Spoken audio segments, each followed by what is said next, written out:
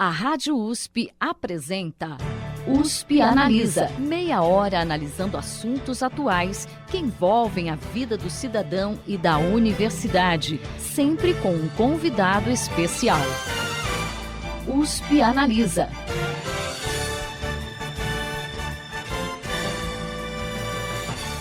Em 2017, o Brasil registrou a maior taxa de letalidade violenta, chegando a 31,6 mortes violentas para cada 100 mil habitantes.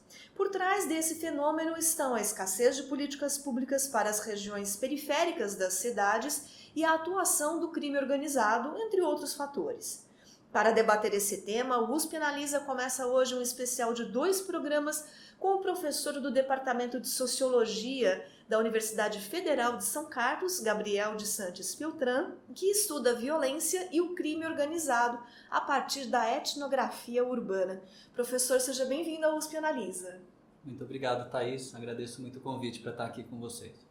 Professor, quando a gente fala de violência no Brasil, é muito comum a gente mencionar a expressão mundo do crime, né, entre aspas. De que forma a gente deve interpretar isso que se chama de mundo do crime? O que a gente vem chamando de mundo do crime, o que as pessoas chamam de mundo do crime nas periferias, nas favelas, são um conjunto de códigos sociais, uma sociabilidade inteira que se organiza em torno de mercados ilegais, né? Então não necessariamente é só um conjunto de crimes, de ações criminais. Quando as pessoas falam mundo do crime, falam o crime, aquele cara é do crime, ele não está dizendo que aquele cara necessariamente pratica ações criminais hoje, ele está dizendo que ele está envolvido. Também usa-se muito essa expressão, né? Quando não quer falar a palavra crime, fala a pessoa está envolvida, o que significa que ele está num espaço em que, de geração de renda, de códigos de conduta, de percepção do conflito social, do conflito urbano, ao qual se chama crime. E esses espaços estão sempre relacionados a mercados também, né? Então, o mercado do tráfico de drogas, que hoje é um mercado transnacional, o mercado do roubo de veículos e de autopeças, que também é um mercado transnacional hoje, o mercado de contrabando, também transnacional, e o mercado de furtos, assaltos, roubo de celular e etc., que são mercados mais locais, todos esses mercados estão dando dinheiro, né, para que esse mundo do crime possa existir. E o fenômeno do crime organizado, ele é recente na sociedade brasileira ou isso já tem aparecido na história do país já há algum tempo? Eu nem uso o termo crime organizado para minhas interpretações, porque é um termo mais de uso estatal, ou seja, jornalístico também muito, mas ele é muito pouco preciso, porque juridicamente, vão se dizer, quando 3 pessoas se associam para cometer um crime, já é crime organizado, né? Isso é a definição jurídica. Mas a gente sabe que 3 moleques na favela se organizando para roubar uma moto que ficou parada ali na esquina é muito diferente, né, de uma organização criminal com 30 mil pessoas agindo sistematicamente para fazer grandes assaltos a banco, a instituições de valores, etc. E é também muito diferente de grupos muito bem estabelecidos, empresariais e etc., que vão se organizar para fazer evasão de impostos ou para lavar dinheiro num paraíso fiscal na Suíça, né? Então, como tudo isso juridicamente se chamaria crime organizado, a gente prefere na sociologia diferenciar coisas que empiricamente são muito diferentes com palavras, com categorias também diferentes. Então, o que você está me perguntando é se facções criminais... Então a gente pode usar esse termo, as facções criminosas. Se as facções são antigas no Brasil, as facções hoje mais conhecidas no Brasil são o Primeiro Comando da Capital e o Comando Vermelho, né? O Comando Vermelho é uma organização que vem dos anos 70, né, de origem no Rio de Janeiro. Sempre todas as facções no Brasil surgem dentro de presídios, né?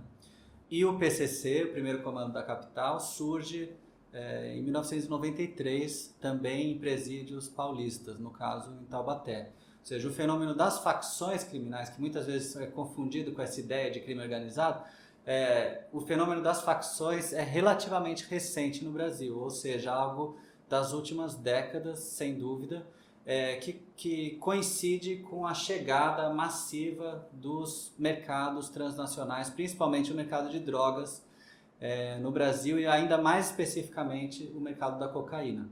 Então você vai reparar, Thaís, que em vários momentos as grandes palavras que se usam, né, no jornalismo, a gente vai tentar esmiuçar e trazer mais para o concreto, trazer mais para a realidade. A mesma coisa a violência urbana, né? As pessoas falam a violência urbana.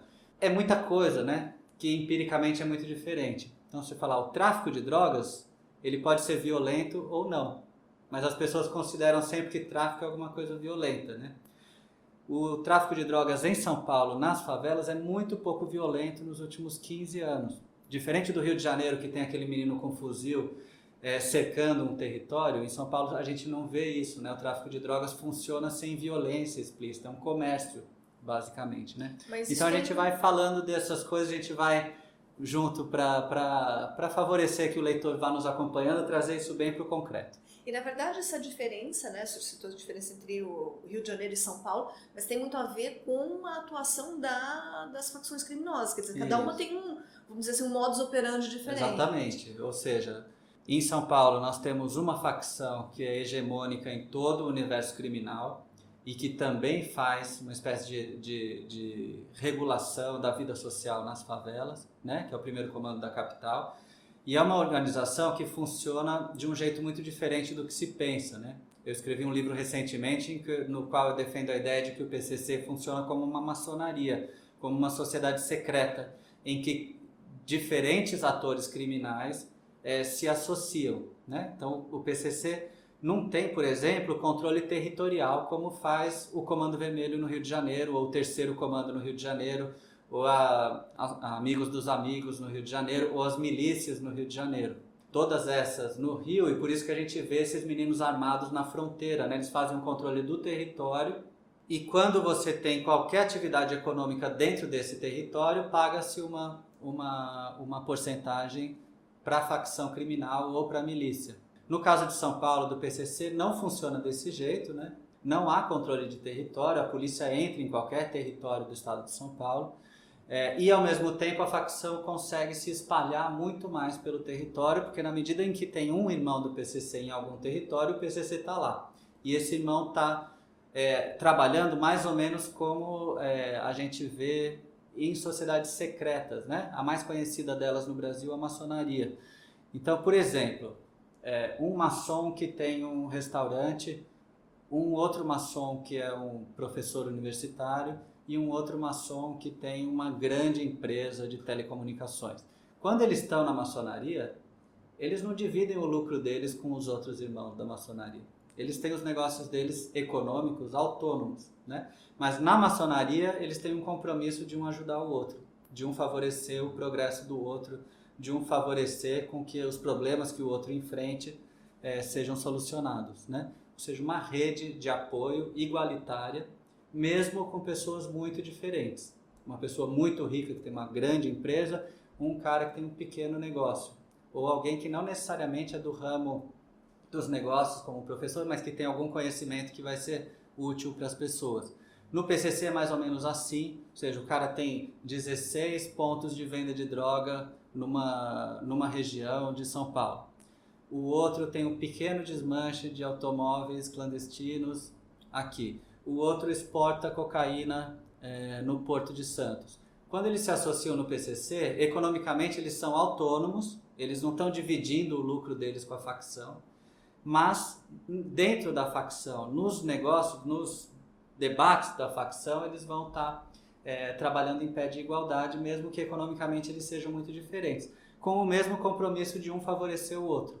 Então, se esse que vende no varejo tem esses pontos de droga, quer comprar droga mais barata, ele pode se conectar com aquele cara que está no porto e que com certeza faz tráfico no atacado. E eles vão conversar e um vai favorecer o outro porque eles são da mesma facção, da mesma sociedade secreta, da mesma irmandade, e um vai favorecer o outro e assim os negócios dos dois vão estar melhor. É assim que o PCC age, pelo menos a partir do começo dos anos 2000, e é por isso que o PCC se expande tanto.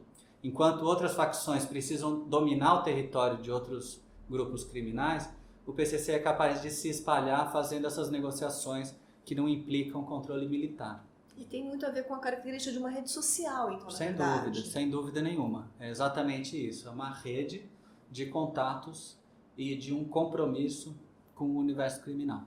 Bom, o senhor comentou um pouquinho sobre a expansão do PCC, né? Falamos um pouquinho sobre as facções, mas que fatores a gente tem para a expansão dessas facções criminosas que a gente viu aí nos últimos 10, 15 anos? Qual foi o gatilho?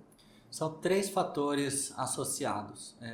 O primeiro fator é a expansão muito forte dos mercados ilegais. Há 20 anos atrás, uma apreensão de 1 quilo de cocaína era uma apreensão grande. O tráfico era muito menos pujante do que ele é hoje, né? Hoje as redes de tráfico de drogas são transnacionais e elas atingiram, por exemplo, o tráfico de cocaína. A cocaína toda do mundo vem da América do Sul. E essa cocaína é vendida na Colômbia por $1 o grama e numa esquina em Berlim, Paris, Londres vai ser vendida por $100 o grama. Então, quando esse mercado se conectou, quando pequenos grupos locais conseguiram fazer com que a estrutura do mercado se tornasse efetivamente global, a capacidade de ganho econômico foi muito aumentada. Então esse é o primeiro fator. Você tem uma série de mercados ilegais, não apenas a cocaína, o roubo de veículos, o contrabando, a chegada muito forte de produtos contrabandeados, cigarro contrabandeado, armas. Você tem um monte de mercados ilegais que passam a funcionar em escala global e isso aumenta muito o ganho na dimensão local. Esse é o primeiro fator. Então, quando a gente pensa, por exemplo, na migração de gente do Nordeste para trabalhar na indústria em São Paulo nos anos 50, 60, todo mundo pensa economicamente, né? Industrializou São Paulo, abriram-se as vagas na indústria, muita gente veio trabalhar. Quando a gente está falando de crime, a tendência é que se pense moralmente o assunto. Então, não se pensa, por exemplo, o mercado chegou, abriu muita vaga e veio muita gente trabalhar no tráfico de drogas. Pensa-se de um jeito apenas moral, como dizer, a família da pessoa é meio desestruturada, então ela foi. Não é assim que a gente pensa. O primeiro fator é um fator muito importante para a gente, a dimensão propriamente econômica.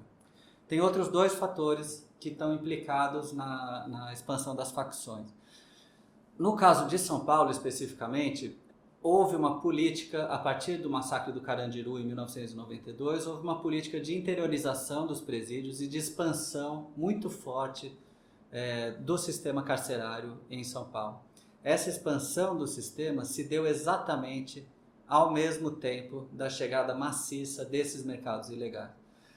Dentro do sistema, pequenos traficantes, pequenos ladrões, pequenos criminosos que estavam em guerra nas periferias, os anos 90 são de guerra nas periferias de São Paulo, justamente pelo lucro desses mercados que estão chegando. Esse pessoal que estava em guerra fora das cadeias, ele é jogado para dentro das cadeias que já eram e já começavam a ser cada vez mais PCC.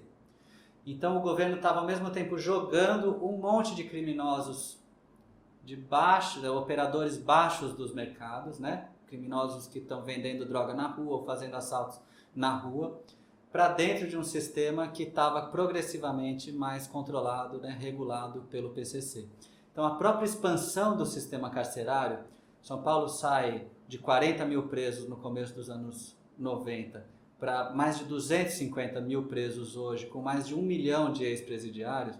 A expansão desse sistema se dá ao mesmo tempo em que o PCC está se fortalecendo no sistema. Ou seja, a gente põe muita gente no exército criminal e muita gente para trabalhar na lógica PCC.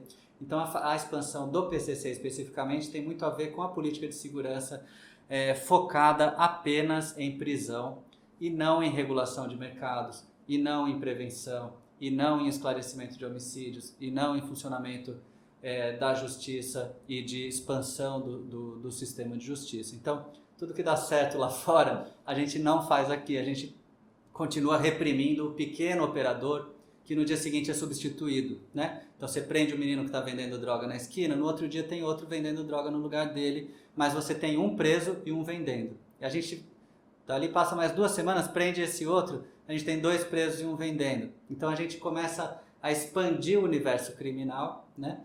Ao invés de solucionar o problema, né? Porque teria outras soluções de regulação de mercado que, sem dúvida, seriam mais efetivas. Então, esse é o segundo fator, né?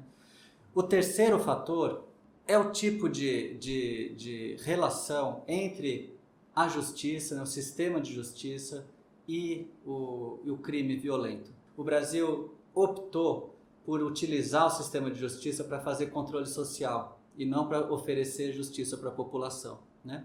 Então, se você entrar dentro de uma cadeia, se você for acompanhar uma audiência de custódia, se você for acompanhar um tribunal de júri, etc., você vai estar sempre vendo o mesmo perfil de pessoas sendo autores de crimes, ou sendo encarcerados, ou sendo internados quando adolescentes e assim por diante, né? Você tem um menino que é internado aos 15 anos de idade, vai para a Fundação Casa, ele chega lá e ele conhece um monte de gente. Do mesmo jeito que uma pessoa de classe média alta vai para um clube de elite, chega lá e conhece um monte de gente. Ou seja, nós estamos prendendo um grupo social específico, muitas vezes, como no caso de São Paulo, que não está cometendo crimes violentos. O nosso foco não é no crime violento, como deveria ser, para evitar a violência na cidade. O nosso foco é no grupo mais baixo da sociedade, né? Isso não é o que as pessoas dizem, isso a gente está dizendo o que acontece, né? Quando você entra numa cadeia, quando você vai para a favela e vê quem está sendo preso, o meu tipo de trabalho é esse, né? É ir lá e viver nesses espaços. A gente só convive com o mesmo grupo social, né? Ou seja, esse grupo, em algum momento, esse grupo muito pobre, um grupo que conseguiu ganhar dinheiro com mercados ilegais e que não via nenhuma forma de acesso à nossa sociedade, digamos assim, esse grupo efetivamente desiste do mundo dos direitos, do mundo da luta política, do mundo dos movimentos sociais e etc. E ele fala, nós vamos crescer pelo crime mesmo, nós vamos melhorar de vida pelo crime mesmo. E eles começam a se encontrar e se associar, e isso favorece a expansão das facções em todo o Brasil. Ou seja, é o mesmo grupo criminalizado que vai depois virar facção criminal. Então, isso é muito claro, por exemplo, no caso do Carandiru, né? Você tinha grupos atuando dentro do presídio de pastoral carcerária, de direitos humanos, disso, daquilo, etc. E esses grupos não conseguiram evitar um massacre de 111 presos numa única ação. E a gente continua vendo esses massacres. Tivemos alguns dias atrás, né?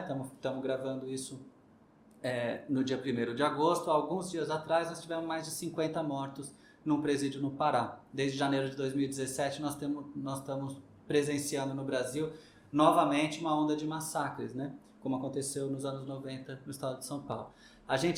Esses massacres, eles têm um efeito para as vítimas. É aquela coisa, né? Quem bate não se lembra, mas quem apanha se lembra.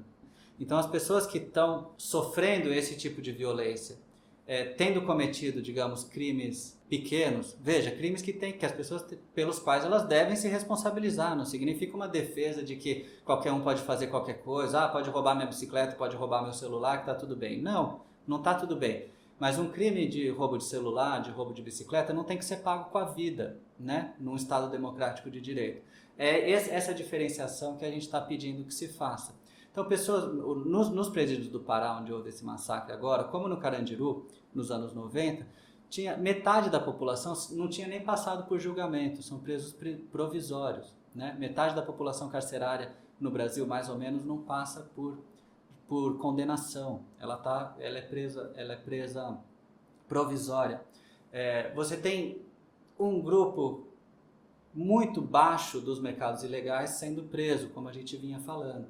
Esse pessoal que está apanhando, né, no sentido social há muito tempo, chega uma hora que desiste e fala, não vai dar certo pelo trabalho, não vai dar certo porque eu tentei, etc, mas não deu. Então, quando não deu, eu posso ganhar 10 vezes mais fazendo um tráfico de drogas aqui. No começo a pessoa não é presa, ela não passa por nada, etc, mas logo ele vai ter esse conjunto de punições e a trajetória de vida dele vai estar comprometida, né? Então, esse é o terceiro fator, né? Você tem efetivamente um tipo de conflito, uma revolta social, que vai se manifestar não na esfera da política, que não acolhe, ou não na esfera dos projetos sociais, das ONGs, das políticas sociais, etc., vai se manifestar no crime. O crime vai se ideologizando e essa ideologia criminal vai também fazendo parte das facções criminais. E você mencionou um pouquinho sobre a sua pesquisa. Você utiliza a etnografia, né, para estudar não apenas esse mundo do crime, entre aspas, né, mas também a relação da cidade com ele, principalmente na periferia. Para o nosso ouvinte entender o que é a etnografia e como ela é utilizada nos seus estudos e também por que você optou por utilizar esse método. Sim. A etnografia é um modo de conhecer, né? Portanto, um método de conhecimento muito tradicional nas ciências sociais, e a gente consiste basicamente no que a gente chama de observação participante. O que significa isso?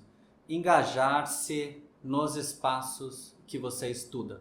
Então, se você faz uma etnografia de um grupo indígena, você vai lá, aprende a língua indígena e vai morar com eles durante algum tempo. É importante que esse tempo seja estendido, para você realmente poder se aclimatar, conhecer aquela cultura.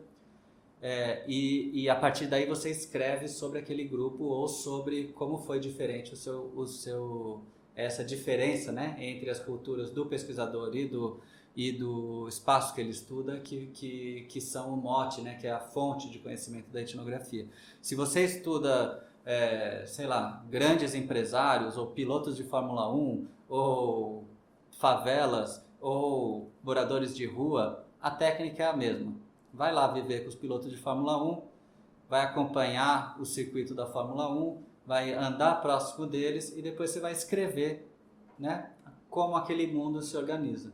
Né? Tem o dono da Ferrari, que é muito influente, tem o outro dono da outra equipe que é desafeto dele, e por isso a corrida não veio mais para o Brasil ou não foi mais para São Paulo. Você vai entendendo e dando explicações de como aquele mundo funciona a partir da sua vivência, do seu próprio corpo engajado, né, naquela experiência. Na etnografia urbana, que é o que eu faço, a gente vai para os espaços sociais que a gente quer conhecer e passa tempo vivendo nesses espaços. Então, eu trabalho há mais de 20 anos nas periferias da cidade de São Paulo. E, no caso dos estudos sobre o crime, sobre o PCC, eu comecei a trabalhar nesse tema a partir de 2005 na zona leste de São Paulo, especialmente no distrito de Sapopemba. E algumas favelas desse distrito, tem mais de 30 favelas no distrito. Em algumas delas eu me engajei, vivi um tempo por lá e sempre indo e voltando e sempre acompanhando trajetórias de vida, trajetórias de pessoas, trajetórias de objetos, trajetórias de organizações, de famílias ao longo desses anos. Então, em 2005 tinha algumas crianças que eu conheci que hoje são adultos, alguns formados na universidade, outros mortos pela polícia, mortos por treta do próprio crime, mortos ou encarcerados, se não mortos. Ou seja, a gente vai acompanhando esses dramas pessoais, né? Essas trajetórias mais pessoais e delas tentando construir um conhecimento sociológico mais amplo. Em abril agora desse ano, né, o Monitor da Violência, que é uma iniciativa conjunta do portal G1, do Núcleo de Estudos da Violência da USP e também do Fórum Brasileiro de Segurança Pública, divulgou que em 2018 o número de mortes provocadas pela polícia no Brasil cresceu 18% em relação ao ano anterior. E é uma estatística que vai aí na contramão do número de mortes violentas e de policiais mortos, né, que caíram respectivamente 13% e 18%. A gente pode dizer que isso reflete um paradigma de guerra para o cenário contemporâneo? Você que tem essa vivência da periferia, como que isso é recebido na periferia? Muito interessante também a pergunta, Thaís. Vou tentar ser bem conciso na resposta. O Brasil vive vários regimes políticos ao mesmo tempo. O Brasil é um país tão desigual e que cabem vários regimes políticos ao mesmo tempo. Eu não tenho dúvida nenhuma que os integrantes do crime e da polícia militar, por exemplo, vivem em guerra.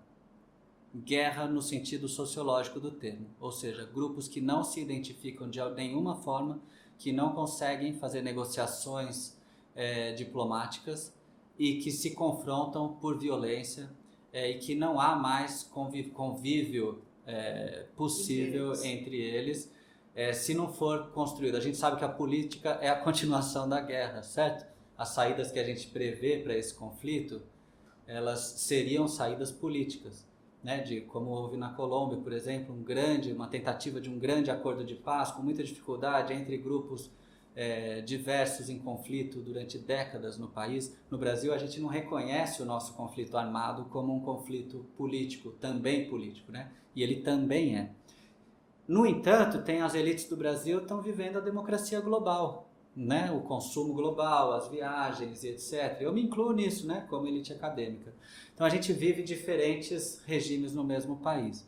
Quanto à letalidade policial, né? Quanto às mortes cometidas pela polícia, se apresentou os dados de 2018 que são chocantes, mas os dados de 2019 são ainda piores, né?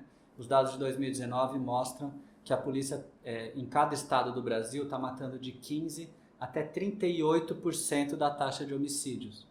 O Rio de Janeiro, a polícia mata quase 40% dos homicídios. A cada 10 homicídios no estado, 4 são cometidos pela polícia. Isso é maior do que qualquer situação de guerra pelo mundo.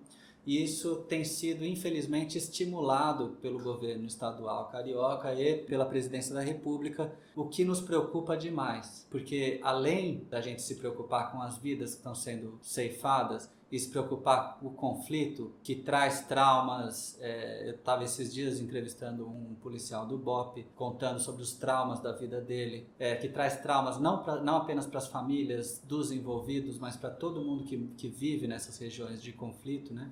A gente está falando de um conflito que está acontecendo hoje, mas que por esses danos psicológicos e sociais vai levar décadas para poder ser sanado, se um dia for sanado. Além disso, além desse problema, desse desgaste social, porque isso trata-se, né, efetivamente de um processo de muito conflito, de muito desgaste, é uma coisa absolutamente ineficiente para resolver o problema da violência que a gente tem hoje no Brasil. Por tudo que a gente está dizendo até aqui, a gente sabe que matar as pessoas, que são justamente os pequenos operadores do tráfico, o governador do Rio vai de helicóptero, fala que vai ter drone atirando nas pessoas, sniper atirando nas pessoas. Quem são essas pessoas, né, que ele chama de bandidos, né?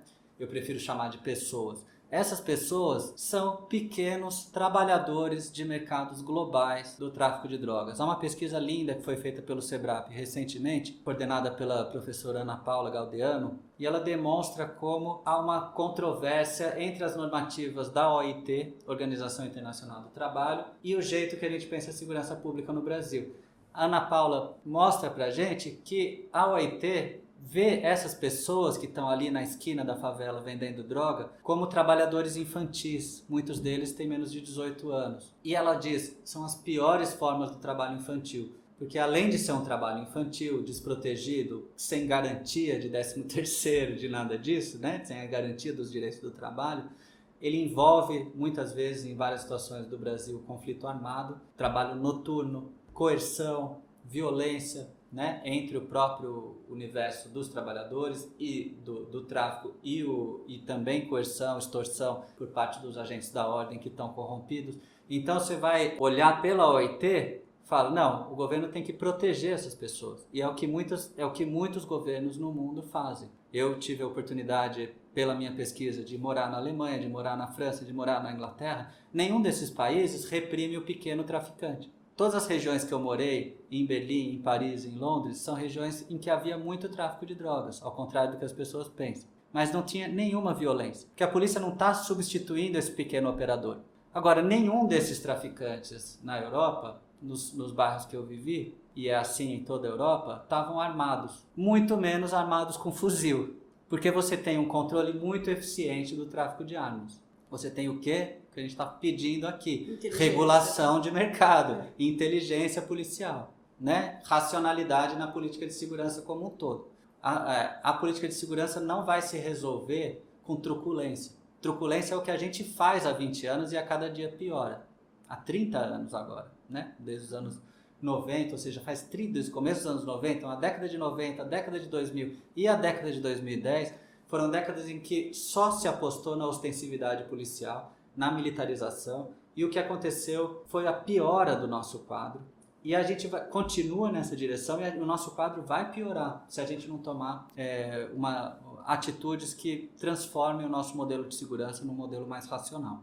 Bom, a conversa tá muito boa, professor, mas a gente vai precisar encerrar o programa, mas lembrando para o nosso ouvinte que semana que vem nós vamos continuar, então fiquem ligados aqui na Rádio USP. próxima semana a gente continua conversando com o professor do Departamento de Sociologia da Universidade Federal de São Carlos, Gabriel de Santos Filtran, e a gente está falando sobre violência, sobre crime organizado ou facções criminosas, né, professor? E também um pouquinho sobre os estudos do professor, sobre etnografia urbana. Professor, obrigada pela sua presença aqui no programa hoje. Eu que agradeço, Thaís. Um prazer conversar com vocês e seguimos na próxima semana, então. A você, ouvinte, obrigada pela audiência e até a próxima semana. Você ouviu USP Analisa, um programa da Rádio USP Ribeirão em parceria com o IEA, Instituto de Estudos Avançados, Polo Ribeirão Preto. Produção do Serviço de Comunicação Social da USP e do IEA. Coordenação, Rosimeire Talamone. Apresentação, Thaís Cardoso.